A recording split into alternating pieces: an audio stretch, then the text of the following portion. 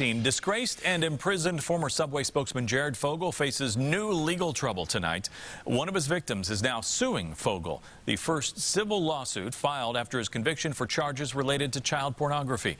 Our Call 6 Investigates team broke this story this morning. Rafael Sanchez is covering new details on the lawsuit tonight. And let me take you inside this 9-page lawsuit.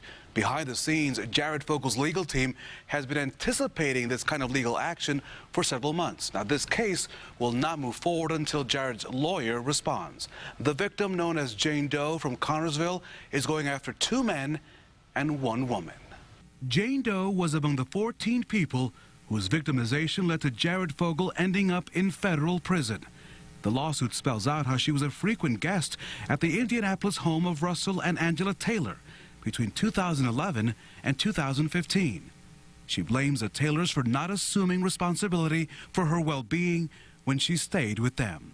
Specifically, that Russell Taylor installed hidden cameras and secretly videotaped her and other kids while changing clothes, showering, and bathing, and then sharing that material with Jared Fogle. Jane Doe is now seeking more than $150,000 each from Jared and Russell for emotional distress, invasion of privacy, and negligent supervision. The lawsuit does not seek any money from Angela Taylor because she was not charged in the original case. Jared is currently appealing his sentence. He's scheduled to get out of jail in July of 2029. Russell Taylor is in custody in Florida with a release date of November 2038. Rafael Sanchez, RTV 6.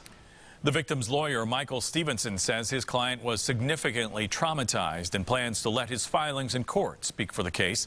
His client was among the 14 who equally split $1.4 million under Fogles' plea deal with the government.